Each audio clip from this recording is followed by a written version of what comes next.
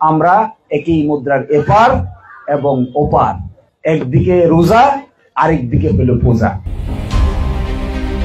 রোজা ও পূজাকে মুদ্রার এপিটোপিট হিসেবে উল্লেখ করে মন্তব্য করায় ধর্মীয় অনুভূতিতে আঘাতের অভিযোগে সুপ্রিম কোর্টের আইনজীবী ও সুনামগঞ্জ 2 আসনের জামায়াতে ইসলামের মনোনীত প্রার্থী অ্যাডভোকেট শিশির মনিরের বিরুদ্ধে মামলা হয়েছে।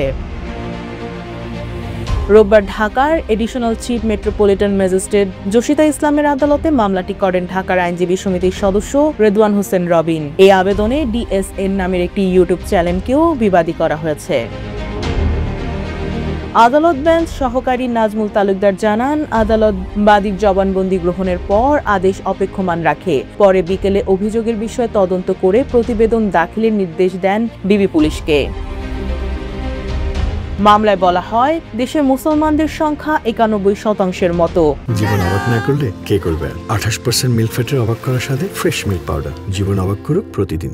এবং রোজা ও পূজা নিয়ে দেওয়া মন্তব্য ইসলাম ধর্মাবলম্বীদের গভীর ধর্মীয় অনুভূতিতে আঘাত করেছে। অভিযোগপত্রে উল্লেখ করা হয়, মুসলমানরা নিরাকার আল্লাহর সন্তুষ্টির জন্য রোজা রাখেন, আর সনাতন ধর্মাবলম্বীরা দেবতার আকৃতি নির্ধারণ করে পূজা করেন। তাই এই দুই রীতিকে একই উদাহরণে তুলনা করা উদ্বেগ ও বিশৃঙ্খলা সৃষ্টি করতে পারে। অভিযোগে আরো বলা হয়, শিশির মনিরের মন্তব্যটি ডিএসএন ইউটিউব চ্যানেলের মাধ্যমে প্রচারিত হয়েছে এবং রাজনৈতিক ফায়দা লাভের উদ্দেশ্যে তিনি এমন বক্তব্য দিয়েছেন। এই বিষয়ে সন্ধ্যায় এক বিবৃতিতে শিশির মনির বলেন, আমার বিরুদ্ধে মামলা হয়েছে।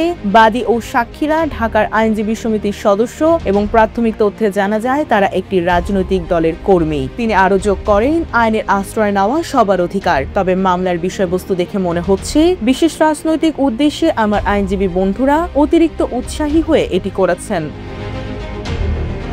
শিশির মনির জানান, তারা আইনের শাসনে বিশ্বাসী এবং উপযুক্ত আদালতে যথাযথ সময়ে কার্যকর পদক্ষেপ নেওয়া হবে।